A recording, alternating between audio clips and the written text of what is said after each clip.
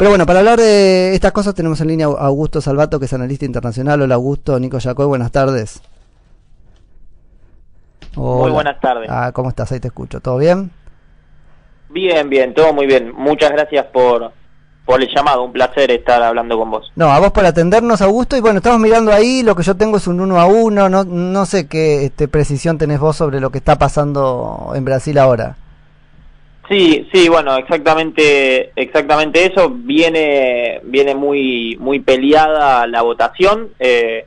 Recordamos que son 11 los jueces del Tribunal Supremo de Brasil, es decir, se necesitan 6 jueces, 6 votos para un lado, para el otro. Y no se puede empatar. Exactamente, okay. No se puede empatar. Bien, eso es todo un dato. Qué interesante el modo como se da, ¿no? Esto de que se sigue en televisión el voto de cada uno. Eso es una distinción fundamental con la oscuridad con la que suelen ocurrir los acuerdos de la Corte acá. Sí, la verdad que sí, y la verdad que la televisión y los medios en general tuvieron un rol muy importante en todo lo que es la crisis de Brasil, que la gran crisis política que viene teniendo Brasil hace varios años, y esto se veía también cuando pasó el caso de impeachment a la ahora expresidenta Dilma Rousseff. Se seguía también en vivo el voto de los legisladores brasileños, y que uno podrá criticar desde la academia algo así como uy, qué manera deportiva, futbolista de seguirlo, pero siempre es mejor seguirlo que no seguirlo, ¿no? No, sí, por supuesto. De alguna manera esto ayuda a dar cierta transparencia en un país donde justamente el gran problema durante muchos años fue la falta de transparencia, ¿no? Sí, y hace además más difícil la connivencia, no solo porque no la veamos, sino porque, bueno, tiene que dar explicaciones después a la ciudadanía, ¿no? Queda escrachado para siempre el juez cuando emite su voto. Eso lo hace pensar varias veces. Sí, por supuesto, y de hecho, bueno, así como algunos quedan escrachados, hay otros que aprovechan la situación para hacer o dar un mensaje político, ¿no? Y es el caso de uno de los políticos quizá más destacados o más populares hoy en día de lo que sería la derecha en Brasil, que es David Bolsonaro, ¿no? Jair Bolsonaro, perdón. Contanos, Augusto, un poco, porque yo hice una introducción, pero no soy experto en estas cosas, de qué se trata la decisión que estamos esperando y sobre todo qué consecuencias tiene también en lo político para un Lula que está corriendo una candidatura presidencial. Exactamente. Bueno, mira, te hago un repaso breve de lo que tiene que ver esta causa, porque también lo que pasa en Brasil es que hay tantas causas, algo parecido a lo que se da en el contexto argentino. Hay tantas causas, tantos casos distintos y tantos personajes que a veces resulta difícil seguirlo. Es que eso es la fragmentación que no deja ver el mecanismo, ¿no, Augusto? Es la fragmentación que no deja ver el mecanismo, eso.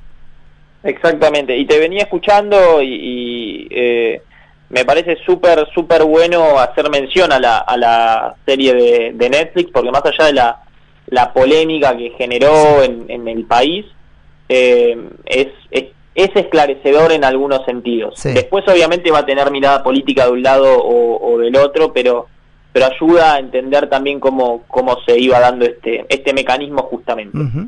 Pero bueno, en lo particular, en lo que respecta al caso del expresidente Lula, el caso que se está tratando tiene que ver con un supuesto soborno que habría dado una empresa constructora llamada OAS al presidente para ganar o adjudicarse ciertos contratos con la petrolera Petrobras.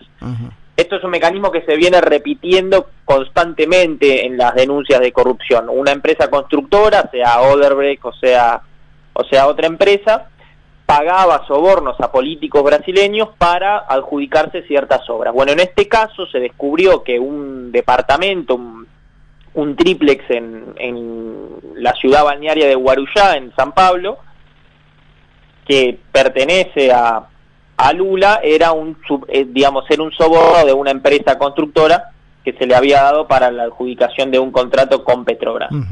Entonces, en soborno que después la empresa, digo, para terminar la rueda de ese mecanismo, sí, soborno que después la empresa recupera con el sobreprecio que paga el Estado, es decir, los contribuyentes. Totalmente, ni hablar. Y algo que se viene repitiendo muchísimo, y lo vemos en la política latinoamericana en general, ¿no? Totalmente.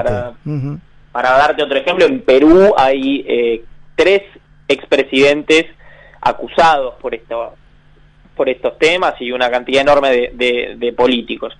Pero bueno, quien investigó esto en principio, en primera instancia, fue el juez federal Sergio Moro, famoso sí, por ser el que empezó a descubrir todas estas operaciones. Que es el de Curitiba. Exactamente, y él lo que dictaminó en julio del año pasado es que Lula tenía que cumplir 9 años de prisión y estaba inhabilitado para ejercer cargos políticos. Como sucede también en la Argentina, Lula apeló, pasaron a la Cámara, ¿sí?, que la componen 3 jueces de Porto Alegre, y la Cámara, en lugar de digamos, ablandar la sentencia o favorecer a Lula, hizo lo contrario, ¿sí?, recrudeció este fallo y dictaminó que Lula no tenía que estar 9, sino 12 años en prisión. Sí. Esto pasó en enero. Entonces, la única chance que le queda a Lula, de alguna manera, para evitar la prisión, es recurrir al Tribunal Supremo de Justicia, que lo que está definiendo justamente es eso en estos la prisión en carácter de preventiva, es decir, no estamos hablando todavía de una condena definitiva sobre el fondo del asunto, es una medida cautelar lo que se está decidiendo.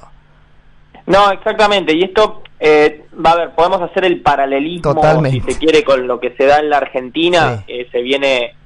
Se viene criticando lo que se conoce como la doctrina Irursum, ¿sí? Si puede haber prisión preventiva o no, por cuánto tiempo puede haber y demás. Lo que se da es esto, pero quizá lo más importante para la política brasilera hoy en día, y te comento que me está llegando información de que en esta especie de partido de fútbol, ahora está 2-1 la cosa. ¿A favor de quién? En contra de Lula. Ajá. Pero quizá lo más importante tiene que ver con el carácter político que hay de fondo, y es que más allá de que Lula sea culpable o no, si se me permite esta, digamos, cierta dosis de maquiavelismo para el análisis, la realidad es que hoy por hoy lo que quizá más les importa a los brasileros es que Lula es el candidato a presidente de Brasil, que las elecciones van a ser este año, con mayor cantidad de intención de voto. Es decir, Lula... Eso es tremendo, porque ahí hay una compulsa por... A ver, algo que pasa también acá, al menos en el discurso político, Augusto, que es... ¿Quién es el que imparte justicia en democracia? ¿No? Que dice, mira, la institución no, porque en todo caso, si yo, procesado y todo, soy votado por el pueblo, sigo impoluto. Entonces es una carrera entre las mayorías, digamos, popular y el poder judicial. Exactamente. Y en este sentido también está en discusión si Lula va a poder presentarse o no a las próximas elecciones, y como vos bien decís, es una cuestión de quién o qué poder, digamos, es el que debería primar, y si se debería poder o no elegir a alguien que está en principio acusado. Porque es el final de la causa, ¿no? Si él fuese electo presidente de la nación, me parece. Está bien, tenemos el impeachment de Dilma, pero complicaría mucho las cosas. Sí, pero hay algo que también en Brasil se debate muchísimo, es que Lula no es Dilma. Claro. Que es una figura política, digamos, y que tiene una cintura política mucho más fuerte. Pero la verdad que esto también muestra de alguna manera lo polarizada que está la sociedad en Brasil. En Brasil, sí. Entonces empieza a dar algo que se da también en otras partes del mundo, que tiene que ver con que lamentablemente hay dos bandos que están tan enfrentados que todo lo que diga un bando es totalmente rechazado o negado por el otro. Entonces, ¿qué es lo que se está hablando? Que todas las causas que hay son operaciones mediáticas, que la red o Globo en Brasil. Es el Clarín de acá, digamos, es el espejo es en todos los sentidos. Es que el esquema se repite en prácticamente todos los países latinoamericanos. Uh-huh. Y también hay un elemento que es clave que tiene que ver con la llamada o quizá el cómo se nombra una especie de golpe militar, ¿no? Sí. Se viene hablando esto desde que se dio el impeachment a Dilma, y la realidad es que también desde las Fuerzas Armadas de Brasil no se ha ayudado mucho en esto. Bueno, hoy hubo una declaración, ¿no? ¿Cómo? Hoy hubo una declaración. Exactamente, el comandante en jefe del ejército tuiteó algo así como que el ejército de Brasil no debería o perdonar la impunidad o no estar con la impunidad. Entonces eso también de alguna manera le dio, por decir así, bastante discurso a los que apoyan a Lula y generó también un revuelo grande. Y hay otro elemento que es fundamental que tiene que ver con quién es, digamos, el otro candidato que estaría por detrás de Lula, que es esta persona que te comentaba antes, ¿no? Jair Bolsonaro, que es un candidato de ultraderecha, que es ex militar, que reivindica la dictadura del 64 al 84 en Brasil, y que hoy en día sería como el que está detrás de Lula, ¿no? Con un entre 15 y 20% de los votos si las elecciones fueran hoy. No se sabe qué pasaría con el candidato que reemplazaría a Lula en su partido. Totalmente, y eso también tiene que ver con que el Partido de los Trabajadores está muy golpeado a raíz de todo lo que se fue dando. De hecho, una figura importante que era una digamos persona de Lula, que es Marina Silva. Ajá. Luego se separó y se fue quizás un poco más a la izquierda en algunos sentidos. Entonces realmente el PT está muy golpeado en Brasil y resulta difícil encontrar un reemplazante para Lula dentro de las filas. Marina Silva es la Marina Silva que había asesorado a Durán Barba.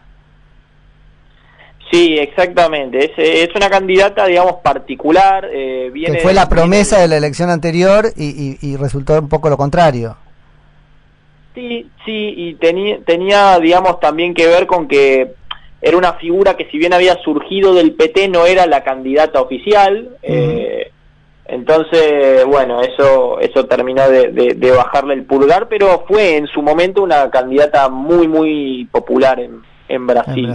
También tiene que ver con sus orígenes, más de clase baja y demás. Augusto, pero bueno, lo cierto es que... Sí. No, decime.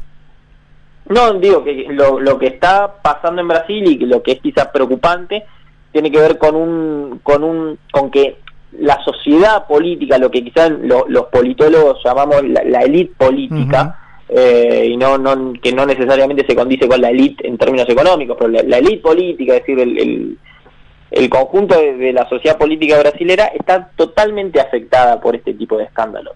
Entonces, la defensa hace corporativa, 2 semanas fueron presos, digamos, socios de Michel Temer. Temer está totalmente cuestionado dentro de Brasil. Otras figuras como por ejemplo Aécio Neves, que te había mencionado también.